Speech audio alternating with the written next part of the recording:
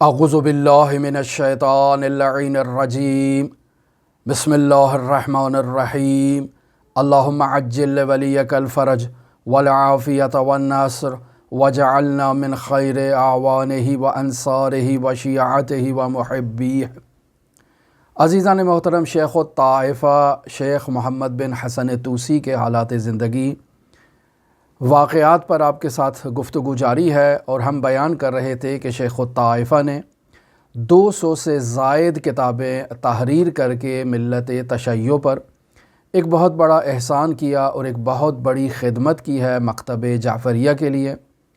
اور بیان ہوا کہ شیخ الطائفہ شیخ طوسی رحمۃ اللہ علیہ اس قدر علمی اعتبار سے اس قدر مضبوط عالم ہیں کہ 100 سال کا عرصہ باقاعدہ علماء اور فقہا شیخ الطائفہ کے مقلد رہے اور شیخ الطائفہ کے عقیدت مند رہے، اور 80 سال تک شیخ الطائفہ کے نظریات پر اعتراض کرنے کی کسی میں جرأت نہیں ہوئی۔ اور 80 سال بعد شیخ الطائفہ کے اپنے نواسے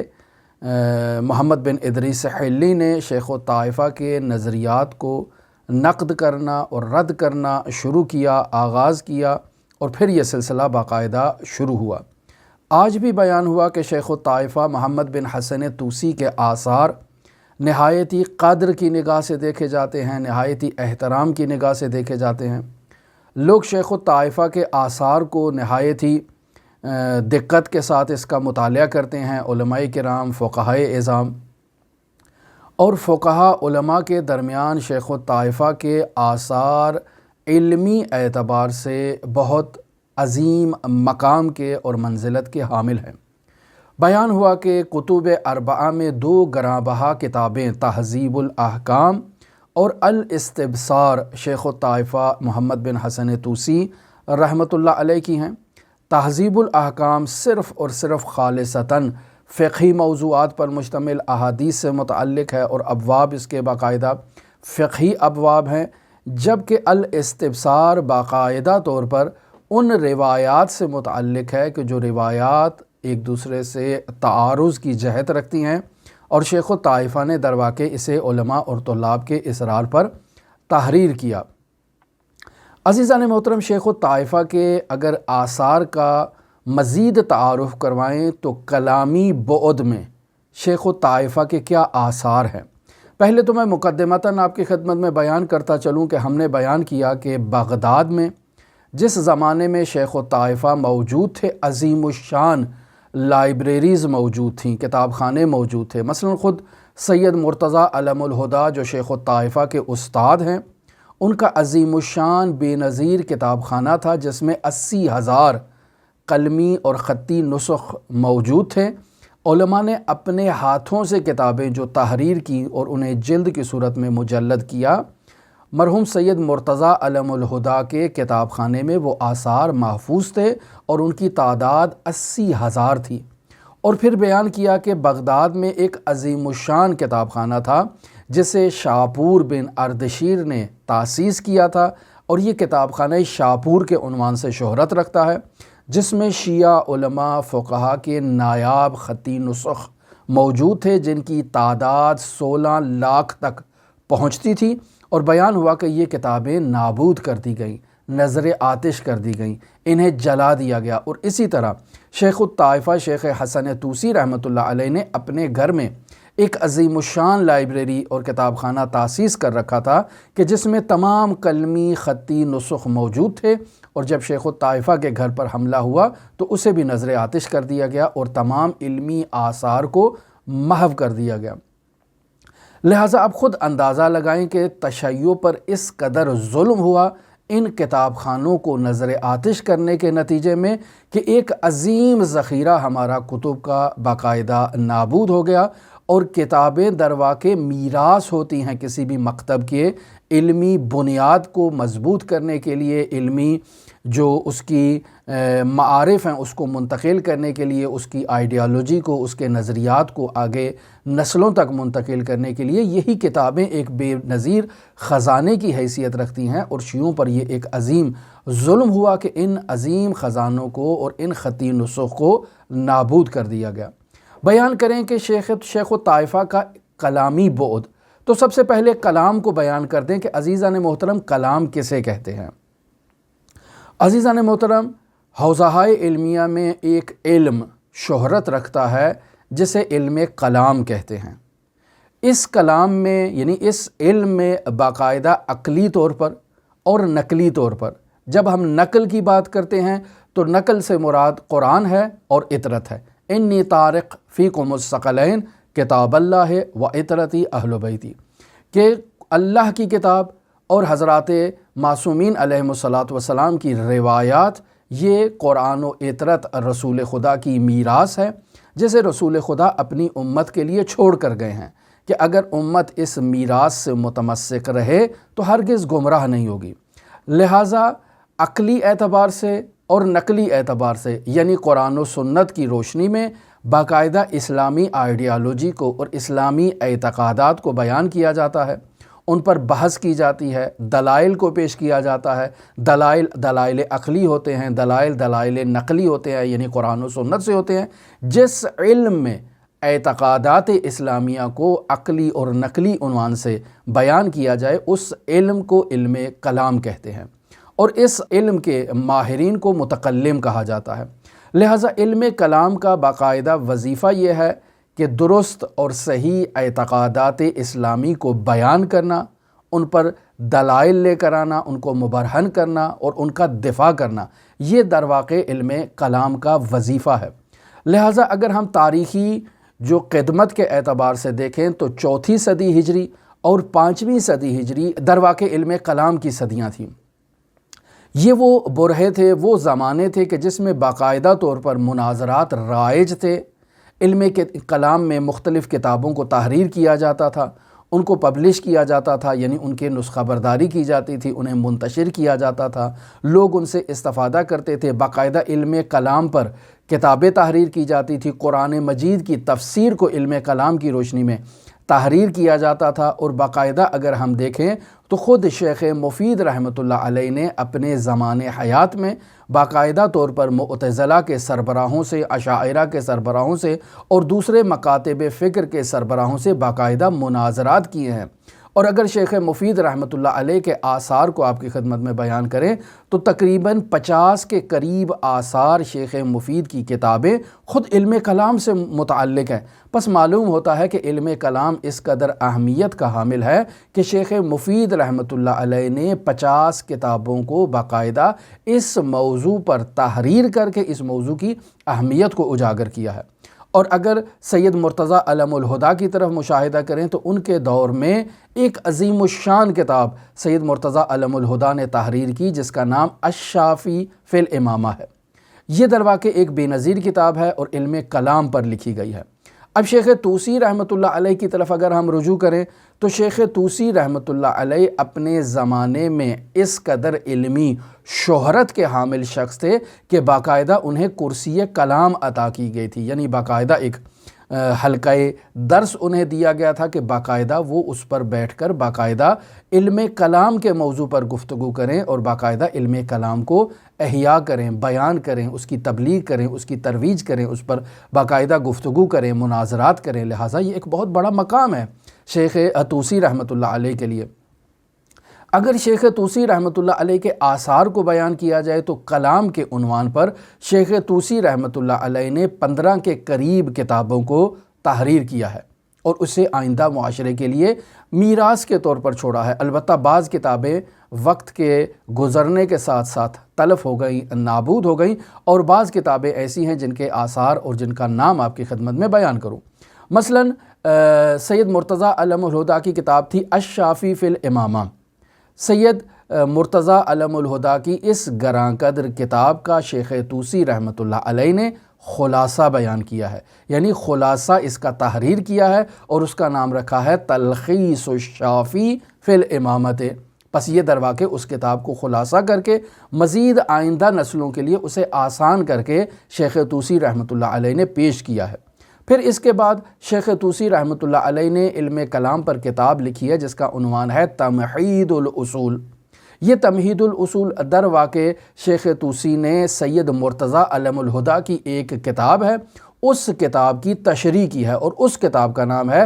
جمل العلم والعمل۔ یہ سید مرتضیٰ علم الہدیٰ کی کتاب ہے، اور اس کی تشریح اور تفسیر شیخ طوسی رحمۃ اللہ علیہ نے کی ہے، اور اپنی کتاب کا نام تمہید الاصول رکھا ہے۔ پھر اس کے علاوہ شیخ طوسی رحمۃ اللہ علیہ کی ایک کتاب ہے مقدمۃ فی المدخل الی علم الکلام۔ یہ علم کلام کے اندر داخل ہونے کے لیے، یعنی علم کلام کو پڑھنے سے پہلے جو مقدمہ پڑھا جاتا ہے وہ باقاعدہ مقدمۃ فی المدخل الی علم الاصول شیخ طوسی رحمۃ اللہ علیہ کی ہے۔ پھر اس کے علاوہ شیخ طوسی رحمۃ اللہ علیہ نے کتاب تحریر کی ہے جس کا عنوان ہے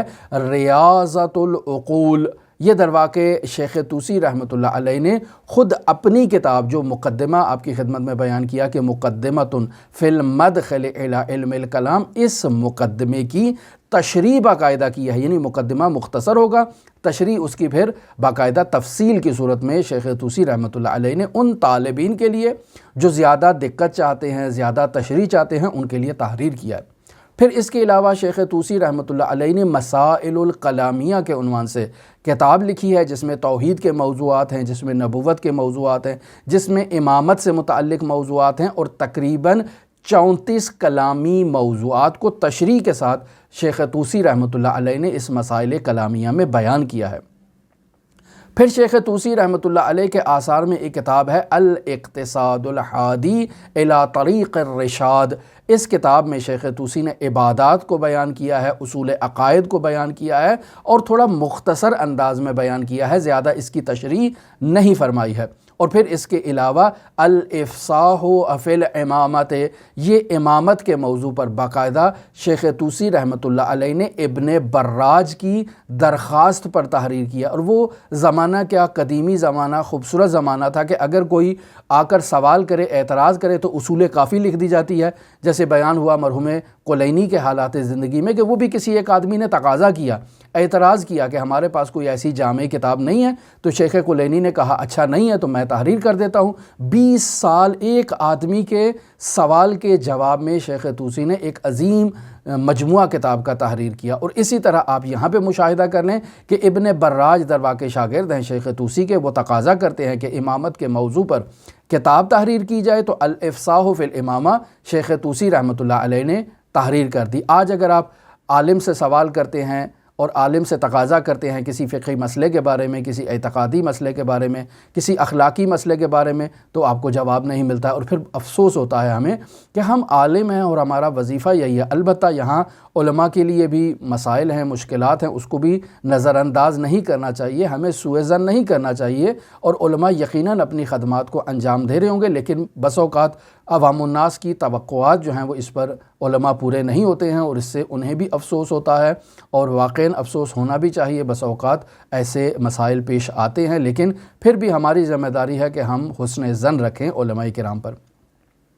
اس کے علاوہ شیخ طائفہ شیخ طوسی رحمۃ اللہ علیہ نے کتاب تحریر کی ہے الفرق بین النبی والامام، کہ نبی کسے کہتے ہیں، امام کسے کہتے ہیں، نبی اور امام میں کیا فرق پایا جاتا ہے۔ درواقع اس قدر حساس موضوع ہے جو شیعوں پر تہمت لگائی جاتی ہے کہ شیعیان حیدر قرار امیر المؤمنین علی ابن ابی طالب کی نبوت کے قائل ہیں، اور العیاذ باللہ وہ یہ کہتے ہیں کہ جبرائیل کو غلط فہمی ہوئی اور وہ امیر المؤمنین کی طرف جانے کی نسبت رسول خدا کے پاس چلے گئے، اور وحی میں اس نے جو ہے وہ خیانت کی ہے اور رسول خدا تک وحی کو منتقل کیا۔ یہ تہمت ہے جو شیعوں پر لگائی جاتی ہے، لہٰذا ایسی تہمتوں کو بیان کرنے کے لیے ایسی کتابوں کا ہونا ضروری ہے کہ جس میں باقاعدہ نبی کو بیان کیا جائے، نبی کے مقام کو بیان کیا جائے، ان کی عظمت کو بیان کیا جائے، امام کو بیان کیا جائے، امام کی عظمت کو بیان کیا جائے، امام کے مقام کو بیان کیا جائے، اور پھر جب خاتم الانبیاء کی بات آئے تو بیان کیا جائے کہ خاتم الانبیاء اور ان کے جانشینوں میں کیا مقام ہے، کیا ان کا رتبہ ہے، اسے بیان کرنا بہت ضروری ہے۔ اور اسی وجہ سے لوگ جو ہے وہ تہمتیں لگاتے ہیں شیعیان حیدر قرار پر کہ جب وہ امیر المومنین کے فضائل بیان کرتے ہیں اور لوگوں سے چونکہ فضائل امیر المومنین ہضم نہیں ہوتے تو وہ تہمت لگاتے ہیں کہ شاید شیعہ امیر المومنین کو رسول خدا سے افضل جانتے ہیں، جبکہ ایسا ہرگز نہیں ہے۔ رسول خدا کا مقام اس قدر بلند ہے کہ اگر امیر المومنین کا مقام جان لیا جائے تو معلوم ہوگا کہ جس علی کا مقام اس قدر بلند ہے اور وہ علی خود کو محمد کا عبد بیان کرتا ہے تو آپ خود تصور کر لیں کہ جب عبد کی اتنی فضیلت ہے تو خود رسول خدا صلی اللہ علیہ وآلہ وسلم کی کیا فضیلت اور کیا مقام اور کیا رتبہ ہوگا۔ در واقع یہ دونوں ہستیاں ایک ہی ہستیاں ہیں، یعنی رسول خدا صلی اللہ علیہ وآلہ وسلم مقام نبوت پر فائز ہیں اور سید الاوصیاء مقام امامت پر فائز ہیں، اور باقاعدہ آیہ مباہلہ میں اس بات کی طرف نص ملتی ہے کہ امیر المومنین علی ابن ابی طالب نفس رسول ہیں، اور نفس رسول کوئی معمولی رتبہ نہیں ہے امیر المومنین علی ابن ابی طالب علیہ الاف و تحیت و ثنا کے لیے۔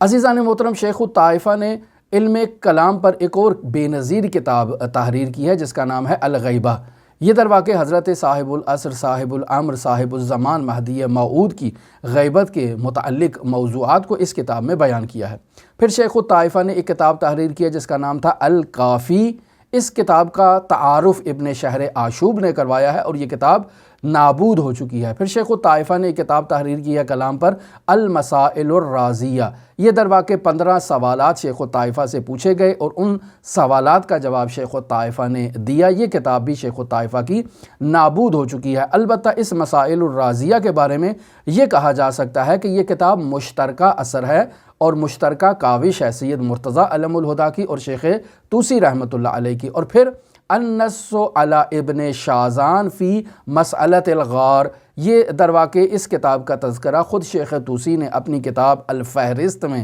کیا ہے اور اس کتاب کو اپنے آثار میں بیان کیا ہے، لیکن یہ کتاب بھی نابود ہو چکی ہے اور اس کا اثر باقی نہیں ہے۔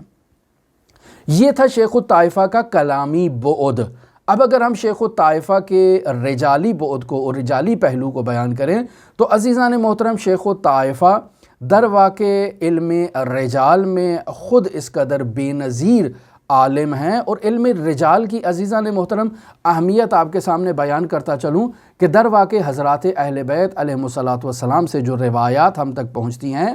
ان روایات کا سلسلہ سند کہ کس نے امام سے سنا، پھر آگے کس کو سنایا، پھر اس نے آگے کس کو سنایا، پھر اس نے آگے کس کو سنایا، یہاں تک کہ ہم تک وہ روایت جو پہنچ رہی ہے تو امام کے درمیان اور ہمارے درمیان جو ایک رابطہ اور ایک لڑی ہے باقاعدہ سلسلے کی، اس سلسلے کو پہچاننا روایت میں نہایت ہی اہمیت کا حامل ہے۔ لہٰذا اس سلسلہ سند میں جو افراد ہیں، جو رجل ہیں، ان افراد کا تعارف ہونا، پہچاننا، ان کی شناخت کا ہونا یہ نہایت ہی ضروری ہے۔ اگر یہ افراد مورد اعتماد ہوں گے تو پھر وہ روایت قابل اعتماد ہوگی۔ اگر یہ افراد قابل اعتماد نہیں ہیں اور ان معیاروں پر پورے نہیں اترتے جنہیں روایات کے اعتبار میں بیان کیا جاتا ہے تو در واقع وہ روایت ہمارے لیے قابل اعتبار اور قابل اعتماد نہیں ہوگی۔ لہٰذا اگر راویوں کے سلسلے کو بیان کیا جائے تو عزیزان محترم، پہلی صدی ہجری اس میں راوی بالکل واضح تھے، لہٰذا علم رجال کی ضرورت پیش نہیں آئی۔ دوسری صدی ہجری بھی اسی طرح سے ہے، تیسری صدی ہجری بھی اس طرح سے ہے۔ در واقع اس زمانے میں ایک تو افراد کا حافظہ بہت قوی ہوتا تھا، افراد کے اذہان جو ہے وہ مختلف قسم کی تشویش سے آزاد ہوتے تھے، اور لوگوں کو ایک دوسرے کے بارے میں بہت جو ہے وہ معلومات ہوا کرتی تھیں اور لوگ ایک دوسرے کے بارے میں بخوبی پہچان رکھتے تھے، شناخت رکھتے تھے۔ لہٰذا اتنی زیادہ ضرورت پیش نہیں آئی جو ضرورت چوتھی صدی ہجری میں پیش آئی، پانچویں صدی ہجری میں پیش آئی اور پھر اس کے بعد والے عصروں میں پیش آئی۔ کیوں؟ چونکہ آہستہ آہستہ لوگوں کے ذہنوں سے افراد کی شناخت محو ہونا شروع ہو گئی۔ لہٰذا یہاں علم رجال میں ایک قانون بیان کیا جاتا ہے، اور وہ قانون یہ ہے کہ جس قدر ہم حضرات ائمہ معصومین علیہم الصلاۃ والسلام کے عصر سے اور زمانے سے دور چلتے جائیں گے، افراد اور رجال کی شناخت جو ہے اس میں جو ہے وہ مجہول ہوتی جائے گی اور دشوار ہوتی جائے گی، اور جس قدر ہم ائمہ معصومین کے زمانے کے قریب آتے جائیں گے، افراد رجال حدیث کی شناخت آسان ہوتی جائے گی۔ مثلا اگر آج ہم جس صدی میں موجود ہیں تو آج ہمارے لیے رجال کو پہچاننا دشوار ہے 13ویں صدی کے نسبت، 13ویں صدی کے لیے آسان ہے 12ویں صدی کے نسبت، اور 12ویں صدی کے نسبت جو ہے وہ دشوار ہوگا 11ویں صدی کے نسبت، اور 11ویں صدی میں دشوار ہوگا 10ویں صدی کے نسبت۔ اسی طرح آپ آگے چلتے جائیں اور پہلی صدی ہجری میں تو بہت ہی آسان ہوگا لوگوں کے لیے افراد کو ایک دوسرے کے لیے پہچاننا۔ لہٰذا تیسری صدی ہجری تک تو خود باقاعدہ رجال حدیث موجود تھے، لیکن اس کے بعد والے عرصے کے لیے جو ہے یہ دشواریاں پیش آئی ہیں۔ لہٰذا شیخ الطائفہ شیخ طوسی رحمۃ اللہ علیہ نے اس موضوع کی اہمیت کے پیش نظر باقاعدہ وہ عظیم الشان کتاب جسے رجال کشی کہا جاتا ہے اس کی تصحیح بھی فرمائی ہے، اور باقاعدہ اس کی تکمیل بھی شیخ الطائفہ شیخ حسن طوسی رحمۃ اللہ علیہ نے کی ہے۔ انہوں نے اپنی کتاب کا نام اختیار و معرفت الرجال رکھا ہے۔ یہ در واقع شیخ الطائفہ کی کتاب ہے جو رجال کشی کے اوپر انہوں نے باقاعدہ تحریر کیا ہے، اور پھر شیخ الطائفہ کی کتاب ہے رجال طوسی کے عنوان سے۔ اس میں انہوں نے باقاعدہ کتب اربعہ میں جو رجال بیان ہوئے ہیں ان رجال کو بیان کیا ہے، اور یہ کتاب شیخ الطائفہ نے سید مرتضیٰ علم الہدیٰ کی زندگی میں تحریر کی ہے۔ اور پھر شیخ الطائفہ کا ایک نہایت ہی گراں بہا اثر ہے جسے الفہرست کہا جاتا ہے۔ اس کتاب میں شیخ الطائفہ نے تقریباً 400 ایسے شیعہ افراد کا تعارف کروایا ہے جو صاحب اثر ہیں، صاحب تالیف ہیں، جنہوں نے کتاب کو تحریر کیا ہے، تالیف کیا ہے، باقاعدہ ایسے رجال کو انہوں نے الفہرست میں بیان کیا ہے۔ عزیزان محترم، اگر تاریخی اعتبار سے دیکھا جائے تو شیخ الطائفہ کی ایک کتاب ہے مقتل امام حسین علیہ السلام، یہ مقتل کے اعتبار سے ہے اور تاریخی کتاب کے زمرے میں آتی ہے۔ اور اگر شیخ الطائفہ کے عبادتی اور مناجاتی پہلو کو دیکھا جائے تو ایک عظیم کتاب شیخ الطائفہ کی دعاؤں پر مشتمل ہے جس کا نام ہے المصباح المتہجد۔ یہ کتاب بھی شیخ الطائفہ رحمۃ اللہ علیہ کی ہے، دعاؤں پر مشتمل ہے، اور بعض لوگ کہتے ہیں کہ اسی کتاب میں بعض ایسی دعائیں ہیں کہ جس میں شیخ الطائفہ نے بالآخر بعض دشمنان اہل بیت علیہ الصلاۃ والسلام پر لعن و نفرین کی دعاؤں کو نقل کیا ہے، جس کے بحاف پر شیخ الطائفہ کے قتل پہ لوگ درپے ہو گئے، ان کے گھر کو نذر آتش کیا گیا، گھر کو تاراج کیا گیا، اور شیخ الطائفہ اپنی جان بچا کر نجف اشرف عراق انہوں نے مہاجرت کی۔ پھر اس کے علاوہ شیخ الطائفہ کی دعاؤں پر مشتمل ایک کتاب ہے جس کا نام ہے مختصر المصباح، یا جسے مصباح صغیر بھی کہا جائے۔ یہ در واقع اسی کتاب المصباح المتہجد کا انہوں نے خلاصے کے طور پر اسے پیش کیا ہے، اور یہ دعاؤں پر مشتمل شیخ کی کتاب ہے۔ پھر اس کے علاوہ دعاؤں پر مشتمل شیخ کی ایک کتاب ہے جس کا نام ہے ہدایت المسترشد و بصیرت المتعبد، یہ در واقع عبادت گزاروں کے لیے بصیرت میں اضافے کی خاطر شیخ الطائفہ نے اس کتاب کو تحریر کیا ہے۔ اگر شیخ الطائفہ شیخ حسن طوسی رحمۃ اللہ علیہ کے باقاعدہ قرآن مجید کی تفسیر کے بعد کو دیکھا جائے تو انہوں نے قرآن مجید کی ایک تفسیر تحریر کی ہے جس کا نام ہے التبیان فی تفسیر القرآن۔ یہ در واقع قرآن مجید کی اس دور میں لکھی جانے والی ایک بہت عظیم اور بہت بڑی تفسیر تھی جو 10 جلدوں پر باقاعدہ نجف اشرف سے بھی پبلش ہوئی ہے اور ایران سے بھی 10 جلدوں پر مشتمل پبلش ہوئی ہے، اور در واقع یہ وہ تفسیر کی کتاب ہے کہ جس میں شیخ الطائفہ نے مختلف قرآنی علوم کو جمع کیا ہے، اور اس دور میں قرآن مجید کی جامع ترین تفسیر یہی التبیان کے طور پر بیان کی جاتی تھی، اور نہایت ایک بے نظیر تفسیر ہے شیخ الطائفہ کی۔ پھر شیخ الطائفہ نے کتاب تحریر کی ہے اسی تفسیری موضوع پر جس کا نام ہے مسائل الدمشقیہ۔